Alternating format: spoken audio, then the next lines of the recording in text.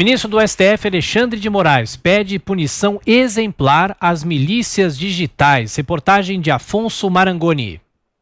O ministro Alexandre de Moraes, do STF, reitera a necessidade de punir as milícias digitais e declara que as eleições no Brasil são muito caras. O magistrado, relator do inquérito das fake news no Supremo, avalia que as redes sociais permitem a influência de atores invisíveis. Em evento da Academia Brasileira de Direito Constitucional nesta segunda-feira, ele destacou a existência de uma pseudo-impunidade no país.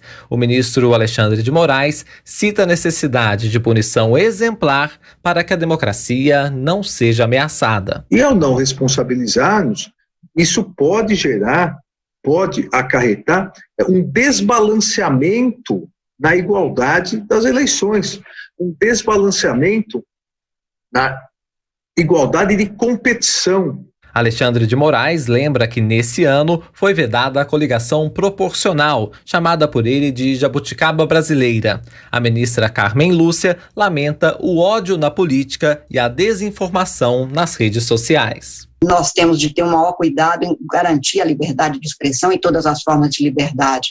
Quando eu era menina, minha mãe dizia: fala baixo, as paredes têm ouvido. Eu acho que hoje os meus sobrinhos vão educar seus filhos dizendo: fale alto, os ouvidos têm paredes.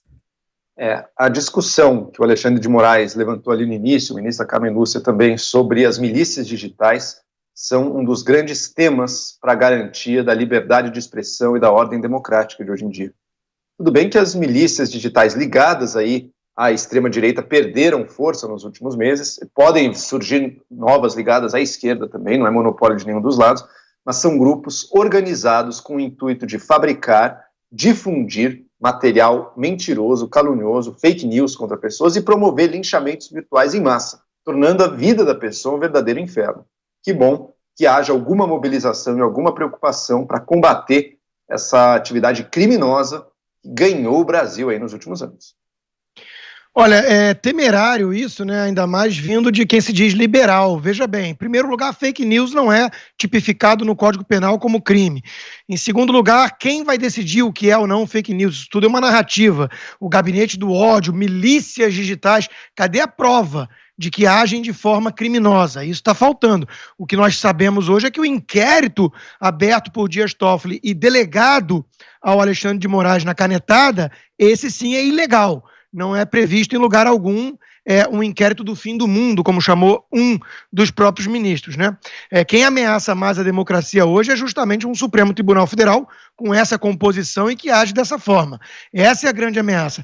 Agora, se vamos falar de grupos organizados que, de alguma forma, ameaçam a liberdade de expressão, aí nós podemos falar, né, por exemplo, daquele movimento Sleeping Giants Brasil, que tenta intimidar empresas para retirar monetização de grupos de direita, que é sempre chamado de extrema-direita por quem é esquerdista, né? Então, isso é perigoso. Agora, tem que tomar muito cuidado ao defender o arbítrio, principalmente do Supremo Tribunal Federal, que deveria ser o guardião da Constituição, para ir atrás daquilo que alguns ministros ou alguns pensadores de esquerda consideram milícias digitais. Isso aí realmente é algo assustador.